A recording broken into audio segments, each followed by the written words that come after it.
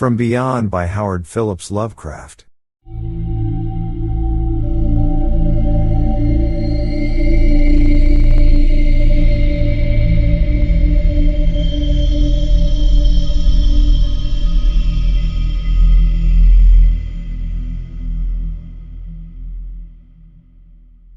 Horrible beyond conception was the change which had taken place in my best friend, Crawford Tillinghast. I had not seen him since that day, 2 months and a half before, when he had told me toward what goal his physical and metaphysical researches were leading, when he had answered my awed and almost frightened remonstrances by driving me from his laboratory and his house in a burst of fanatical rage. I had known that he now remained mostly shut in the attic laboratory with that accursed electrical machine, eating little and excluding even the servants, but I had not thought that a brief period of 10 weeks could so alter and disfigure any human creature. It is not pleasant to see a stout man suddenly grown thin, and it is even worse when the baggy skin becomes yellowed or grayed, the eyes sunken, circled, and uncannily glowing, the forehead veined and corrugated, and the hands tremulous and twitching. And if added to this there be a repellent unkemptness, a wild disorder of dress, a bushiness of dark hair white at the roots, and an unchecked growth of pure white beard on a face once clean-shaven, the cumulative effect is quite shocking. But such was the aspect of Crawford Tillinghast on the night his half-coherent message brought me to his door after my weeks of exile, such the spectre that trembled as it admitted me, candle in hand, and glanced furtively over its shoulder as if fearful of unseen things in the ancient, lonely house set back from Benevolent Street. That Crawford Tillinghast should ever have studied science and philosophy was a mistake. These things should be left to the frigid and impersonal investigator, for they offer two equally tragic alternatives to the man of feeling and action: despair if he fail in his quest, and terrors unutterable and unimaginable if he succeed. Tillinghast had once been the prey of failure, solitary and melancholy, but now I knew, with nauseating fears of my own, that he was the prey of success. I had indeed warned him 10 weeks before, when he burst forth with his tale of what he felt himself about to discover. He had been flushed and excited then, talking in a high and unnatural, though always pedantic, voice. "What do we know," he had said, "of the world and the universe about us? Our means of receiving impressions are absurdly few, and our notions of surrounding objects infinitely narrow. We see things only as we are constructed to see them, and can gain no idea of their absolute nature. With 5 feeble senses we pretend to comprehend the boundlessly complex cosmos, yet other beings with a wider, stronger, or different range of senses might not only see very differently the things we see, but might see and study whole worlds of matter, energy, and life which lie close at hand yet can never be detected with the senses we have. I have always believed that such strange, inaccessible worlds exist at our very elbows, and now I believe I have found a way to break down the barriers. I am not joking. Within 24 hours that machine near the table will generate waves acting on unrecognized sense organs that exist in us as atrophied or rudimentary vestiges. Those waves will open up to us many vistas unknown to man, and several unknown to anything we consider organic life. We shall see that at which dogs howl in the dark, and that at which cats prick up their ears after midnight. We shall see these things, and other things which no breathing creature has yet seen. We shall overleap time, space, and dimensions, and without bodily motion peer to the bottom of creation." When Tillinghast said these things I remonstrated, for I knew him well enough to be frightened rather than amused, but he was a fanatic, and drove me from the house. Now he was no less a fanatic, but his desire to speak had conquered his resentment, and he had written me imperatively in a hand I could scarcely recognize. As I entered the abode of the friend so suddenly metamorphosed to a shivering gargoyle, I became infected with the terror which seemed stalking in all the shadows. The words and beliefs expressed 10 weeks before seemed bodied forth in the darkness beyond the small circle of candle light, and I sickened at the hollow, altered voice of my host. I wished the servants were about, and did not like it when he said they had all left 3 days previously. It seemed strange that old Gregory, at least, should desert his master without telling as tried a friend as I. It was he who had given me all the information I had of Tillinghast after I was repulsed in rage. Yet I soon subordinated all my fears to my growing curiosity and fascination. Just what Crawford Tillinghast now wished of me I could only guess, but that he had some stupendous secret or discovery to impart, I could not doubt. Before I had protested at his unnatural pryings into the unthinkable, now that he had evidently succeeded to some degree I almost shared his spirit, terrible though the cost of victory appeared. Up through the dark emptiness of the house I followed the bobbing candle in the hand of this shaking parody on man. The electricity seemed to be turned off, and when I asked my guide he said it was for a definite reason. It would be too much. I would not dare. He continued to mutter. I especially noted his new habit of muttering, for it was not like him to talk to himself.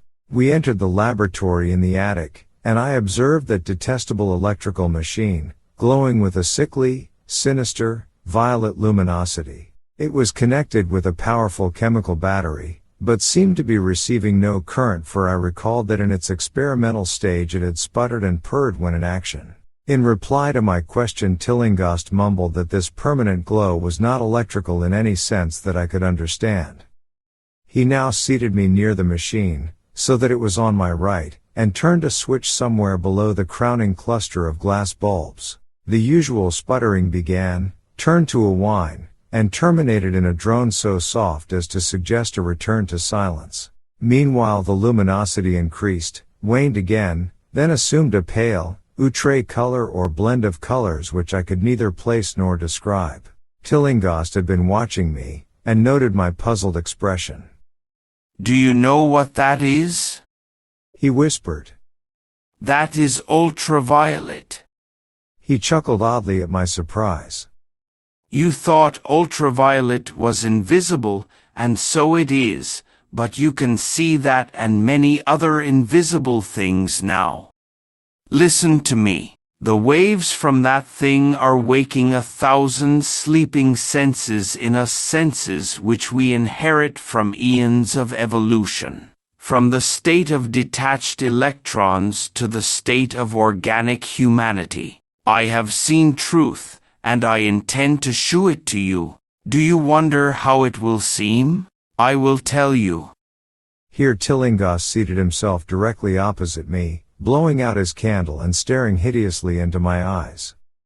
Your existing sense organs, ears first, I think, will pick up many of the impressions, for they are closely connected with the dormant organs. Then there will be others. You have heard of the pineal gland? I laugh at the shallow endocrinologist, fellow dupe and fellow parvenu of the Freudian. That gland is the great sense organ of organs, I have found out. It is like sight in the end, and transmits visual pictures to the brain. If you are normal, that is the way you ought to get most of it. I mean, get most of the evidence from beyond.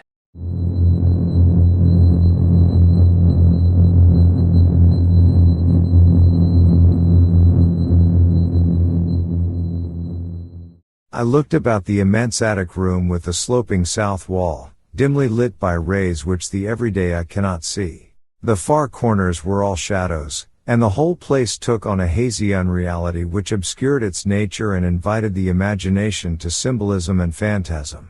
During the interval that Tillinghast was silent, I fancied myself in some vast and incredible temple of long-dead gods, some vague edifice of innumerable black stone columns reaching up from a floor of damp slabs to a cloudy height beyond the range of my vision. The picture was very vivid for a while, but gradually gave way to a more horrible conception, that of utter, absolute solitude in infinite, sightless, soundless space. There seemed to be a void, and nothing more, and I felt a childish fear which prompted me to draw from my hip pocket the revolver I always carried after dark since the night I was held up in East Providence. Then, from the farthermost regions of remoteness, the sound softly glided into existence. It was infinitely faint, subtly vibrant, and unmistakably musical, but held a quality of surpassing wildness which made its impact feel like a delicate torture of my whole body. I felt sensations like those one feels when accidentally scratching ground glass. Simultaneously there developed something like a cold draft, which apparently swept past me from the direction of the distant sound. As I waited breathlessly, I perceived that both sound and wind were increasing, the effect being to give me an odd notion of myself as tied to a pair of rails in the path of a gigantic approaching locomotive. I began to speak to Tillinghast, and as I did so all the unusual impressions abruptly vanished. I saw only the man, the glowing machine, and the dim apartment. Tillinghast was grinning repulsively at the revolver which I had almost unconsciously drawn. But from his expression I was sure he had seen and heard as much as I, if not a great deal more. I whispered what I had experienced, and he bade me to remain as quiet and receptive as possible. "Don't move," he cautioned. "For in these rays we are able to be seen as well as to see. I told you the servants left, but I didn't tell you how. It was that thick-witted housekeeper. She turned on the lights downstairs after I had warned her not to, and the wires picked up sympathetic vibrations. It must have been frightful. I could hear the screams up here in spite of all I was seeing and hearing from another direction. And later it was rather awful to find those empty heaps of clothes around the house. Mrs. Updike's clothes were close to the front hall switch. That's how I know she did it. It got them all. But so long as we don't move, we're fairly safe. Remember, we're dealing with a hideous world in which we are practically helpless. Keep still." The combined shock of the revelation and of the abrupt command gave me a kind of paralysis, and in my terror my mind again opened to the impressions coming from what Tillinghast called beyond. I was now in a vortex of sound and motion, with confused pictures before my eyes. I saw the blurred outlines of the room, but from some point in space there seemed to be pouring a seething column of unrecognizable shapes or clouds, penetrating the solid roof at a point ahead and to the right of me.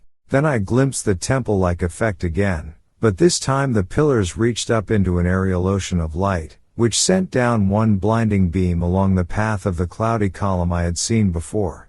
After that the scene was almost wholly kaleidoscopic, and in the jumble of sights, sounds, and unidentified sense impressions I felt that I was about to dissolve or in some way lose the solid form. One definite flash I shall always remember. I seemed for an instant to behold a patch of strange night sky filled with shining, revolving spheres, and as it receded I saw that the glowing suns formed a constellation or galaxy of settled shape, this shape being the distorted face of Crawford Tillinghast. At another time I felt the huge animate things brushing past me and occasionally walking or drifting through my supposedly solid body, and thought I saw Tillinghast look at them as though his better trained senses could catch them visually. I recalled what he had said of the pineal gland, and wondered what he saw with his preternatural eye.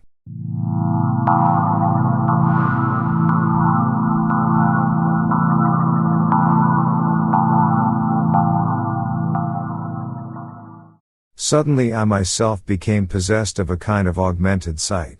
Over and above the luminous and shadowy chaos arose a picture which, though vague, held the elements of consistency and permanence. It was indeed somewhat familiar, for the unusual part was superimposed upon the usual terrestrial scene, much as a cinema view may be thrown upon the painted curtain of a theater. I saw the attic laboratory, the electrical machine, and the unsightly form of Tillinghast opposite me, but of all the space unoccupied by familiar material objects not one particle was vacant. Indescribable shapes, both alive and otherwise, were mixed in disgusting disarray, and close to every known thing were whole worlds of alien, unknown entities. It likewise seemed that all the known things entered into the composition of other unknown things, and vice versa.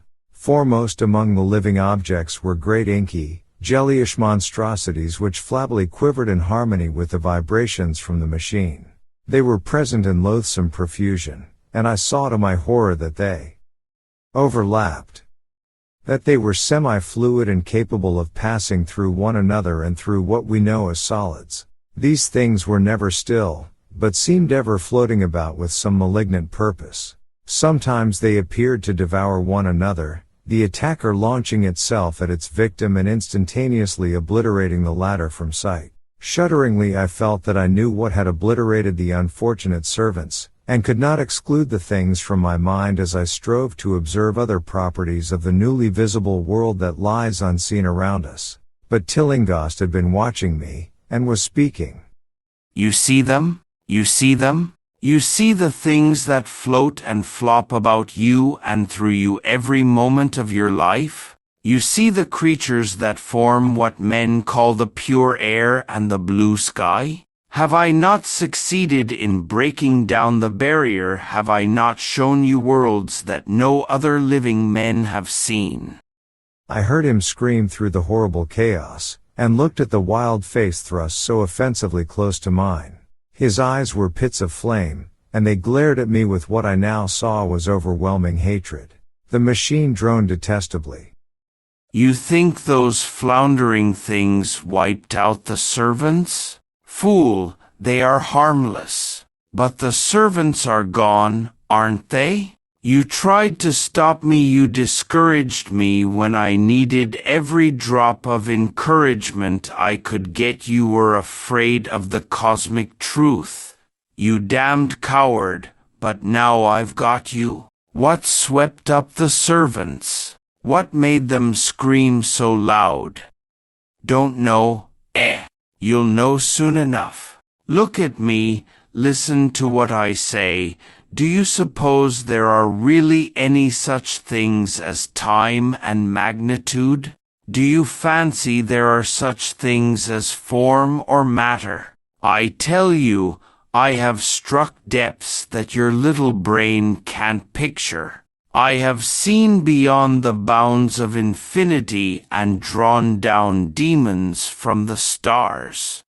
I have harnessed the shadows that stride from world to sow death and madness.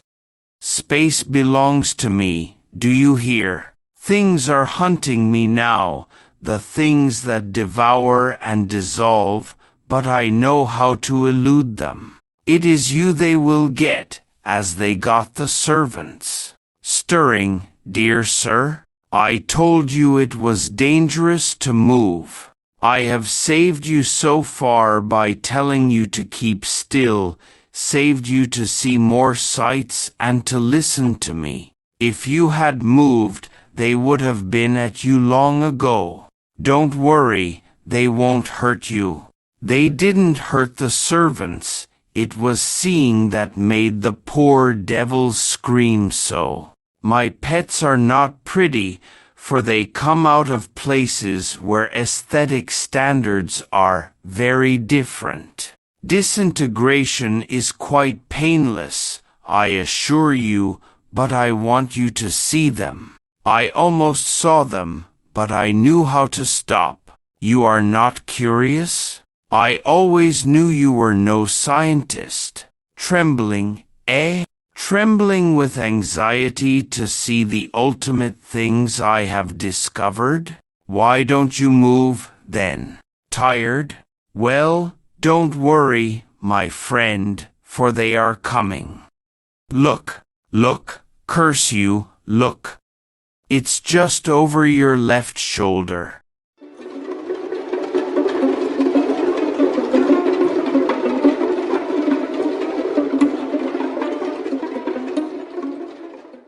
What remains to be told is very brief, and may be familiar to you from the newspaper accounts. The police heard a shot in the old Tillinghast house and found us there, Tillinghast dead and me unconscious. They arrested me because the revolver was in my hand, but released me in 3 hours, After they found it was apoplexy which had finished Tillinghast and saw that my shot had been directed at the noxious machine which now lay hopelessly shattered on the laboratory floor. I did not tell very much of what I had seen, for I feared the coroner would be skeptical, but from the evasive outline I did give, the doctor told me that I had undoubtedly been hypnotized by the vindictive and homicidal madman.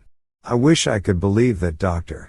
It would help my shaky nerves if I could dismiss what I now have to think of the air and the sky about and above me. I never feel alone or comfortable, and a hideous sense of pursuit sometimes comes chillingly on me when I am weary. What prevents me from believing the doctor is this one simple fact: that the police never found the bodies of those servants whom they say Crawford Tillinghast murdered.